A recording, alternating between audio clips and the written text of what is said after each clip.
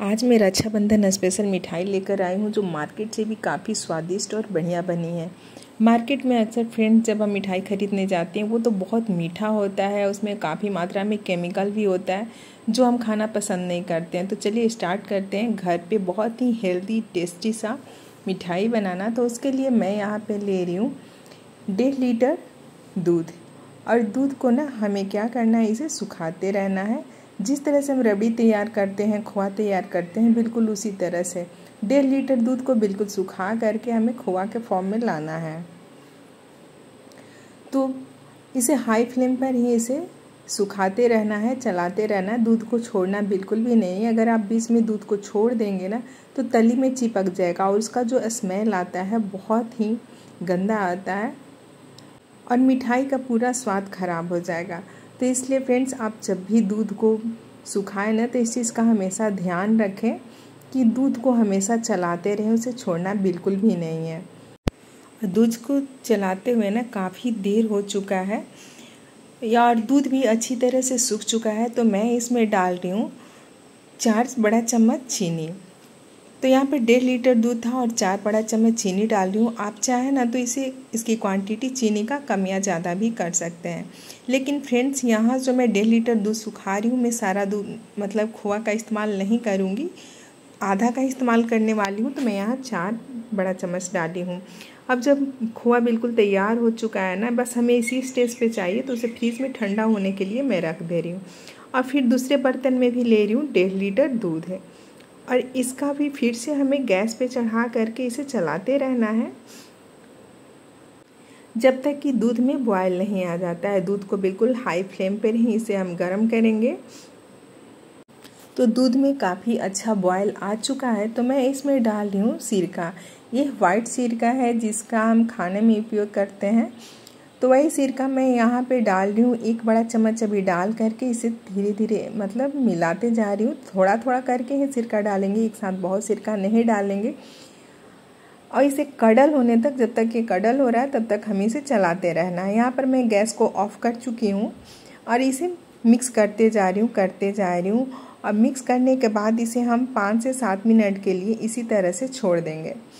5 से 7 मिनट छोड़ने के बाद फ्रेंड्स, मैं आपको फिर से दिखा रही हूँ। ये देखिए, पानी बिल्कुल अलग हो चुका है और छेना जो है हमारा बिल्कुल अलग हो चुका है।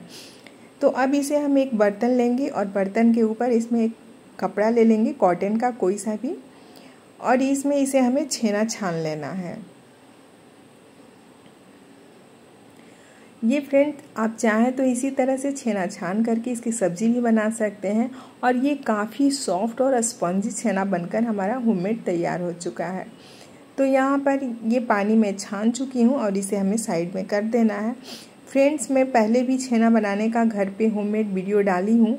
तो आप चाहें ना तो ये जो पानी वेस्ट बचा हुआ, आप इसे फेंके नहीं, इसे एक बोतल में करके रख दें और इसे आप बार बार छेना फाड़ सकते हैं।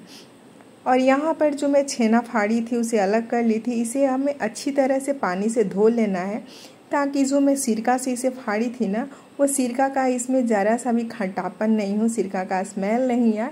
इसलिए हमें 2 से 3 पानी बिल्कुल अच्छी तरह से धो लेना है। धो करके इसका सारा पानी हमें निचोड़ लेना है।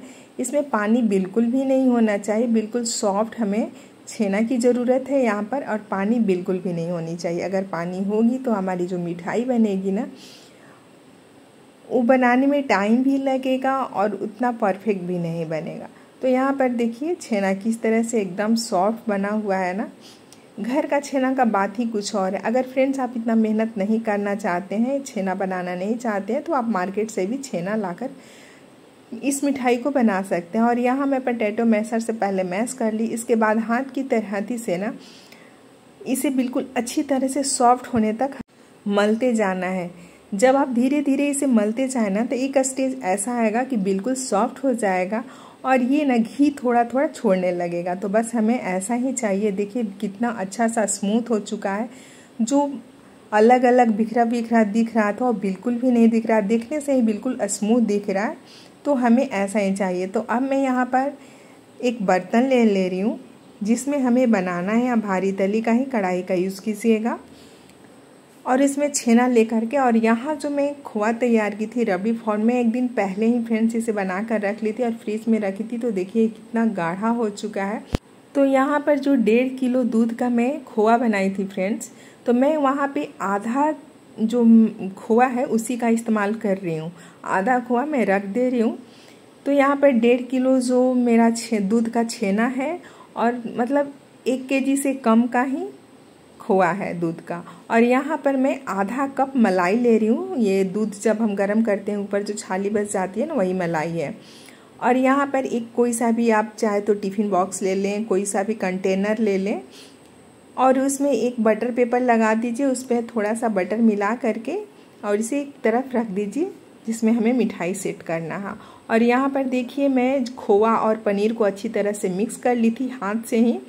और उसके बाद मैं इसमें कुटी हुई इलायची डाल दी हूँ, ½ टीस्पून। फ्रेंड्स आप चाहें तो हाथ से भी खोआ और पनीर को मिक्स कर सकते हैं, नहीं तो इसे मिक्सी में भी चला लीजिए। लेकिन मैं तो बोलूँगी कि मिक्सी से अच्छा होगा कि आप हाथ से ही बनाना है, इसे हाथ से ही मिक्स करना है, क्योंकि इसे हमें कालाकंद बनाना है और कालाकंद का जो टेक्सचर होता है वो दानादार होता है। और यहाँ पर देखिए कितना टाइट था जब मैं इसे गैस पे चढ़ाई थी, और जिस तरह से धीरे धीरे ये गर्म हो रहा है ना, उस तरह से ये कितना ढीला होते जा रहा है, आपको देखकर ही पता लग रहा होगा। और ये हमारी रक्षाबंधन स्पेशल ना बहुत ही हेल्दी सी मिठाई बनकर घर पे तैयार हो जाती है। तो क्यों अपने भाई को अनहेल्दी मिठाई खिलाना है। और वो खरीदा हुआ मिठाई में वो बात भी नहीं, वो प्यार भी नहीं। और जो हम घर पे बनाते हैं बड़े प्यार से बनाते हैं, और जब हम खुद से जब खाना बनाते हैं ना तो उसका स्वाद भी अलग ही होता है। तो इसलिए तो मैं चाहूँगी कि आप सभी अपने भाई के लिए ना खुद अपने हाथ से ही मिठाई तैयार करें। और इसका परफेक्ट पहचान है फ्रेंड्स कि देखिए ये जब मैं इसे गर्म कर रही थी ना, इसे चला रही थी, बॉयल कर रही थी, तो यहाँ चलाते चलाते बीच में हमें गड्ढा करके देख लेना है चारों तरफ से इसका जो लिक्विड है हटा करके कि दूध नहीं हो रहा है ना। अगर दूध नहीं हो रहा मतलब हमारा परफेक्ट मिक्सर जो है तैयार हो चुका है। अब मैं जिस कंटेनर को मैं सेट करके रखी थी ना, उसमें इसे डाल करके और रख दे रही हूँ 10 से 15 मिनट के लिए। फ्रेंड्स आप चाहें ना तो इसे बाहर भी छोड़ सकते हैं 10-15 मिनट के लिए, या 5 से 10 मिनट के लिए आप फ्रीज़ में भी रख सकते हैं। मैं यहाँ पे 5 से 10 मिनट के लिए फ्रीज़ में ही रख दी थी, क्योंकि हमारे यहाँ ना बहुत गर्मी पड़ रही है, इसलिए मैं इसे फ्रीज़ में रखी थी। फ्रीज़र में नहीं रखना है, फ्रीज़ में रखना है। और ये देखिए फ्रेंड्स 10 से 15 मिनट के बाद ना मैं फ्रीज से निकाली और कितना बढ़िया सेट हो चुका है। बहुत ही यम्मी और डिलीशियस, बिल्कुल कम चीनी में बिना घी के हमारा कालाकंद बनके तैयार हो चुका है। तो मैं इसे निकाल दे रही हूँ एक बर्तन में, और निकाल करके आपको दिखा रही हूँ कि कितना परफेक्ट ये सेट हुआ है। और ये मार्केट से भी बढ़िया बना। अगर आपने इस तरह से कालाकंद बना लिया और खा लिया ना, तो फिर आप मार्केट से ना कालाकंद कभी भी खरीद कर नहीं लाएंगे, और आप घर पर ही इसे बनाएंगे। जब मैं इस कालाकंद को बनाई थी ना और बना करके सभी को दी थी अपने घर में, तो किसी को यकीन ही नहीं हुआ था कि मैंने इसे घर पे बनाया है। इतना बढ़िया बना हुआ था। तो यहाँ पर आपको जितना बड़ा छोटा कट लगाना है ना, आप उसे लगा सकते हैं जिस तरह से पीस बनाना चाहते हैं। तो मैं थोड़ा बड़ा बड़ा चौकोर टाइप का ही पीस लगा रही हूँ। तो मैं यहाँ पे 3-3 करके लगा रही हूँ, मतलब 9 पीस मैं तैयार कर रही हूँ यहाँ पे। आप चाहें तो इसमें कोई सा भी शेप, बर्फ़ी का शेप दे सकते हैं, चौकोर शेप दे सकते हैं, डायमंड शेप दे सकते हैं। ये आपकी चॉइस है कि आप इसे किस तरह से कट लगाएंगे, मिठाई का लुक किस तरह से होना चाहिए।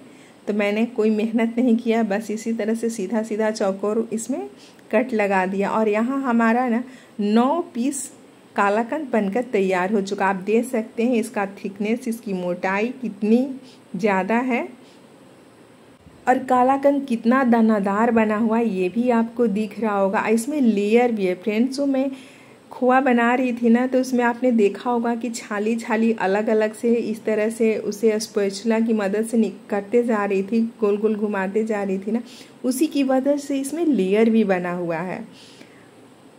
देख कर ही ना मेरे तो मुंह में पानी आ रहा है, कंट्रोल नहीं हो रहा है। और इसे मैं एक प्लेट में सर्व कर दे रही हूँ। हमारा बहुत ही यम्मी डिलीशियस स्वादिष्ट सा हेल्दी सा और बिल्कुल कम चीनी में हमारा राखी स्पेशल मिठाई बनकर तैयार हो चुका है। तो आप अपने भाई के लिए कौन सा मिठाई बनाने वाले हैं, ये हमें कमेंट बॉक्स में ज़रूर बताइएगा। और आपने ये मिठाई बनाना है कि नहीं बनाना, ये भी हमें बताइएगा। आपको ये रेसिपी कैसी लगी, अगर अच्छी लगी तो लाइक शेयर सब्सक्राइब ज़रूर कीजिएगा। Thank you, bye bye, take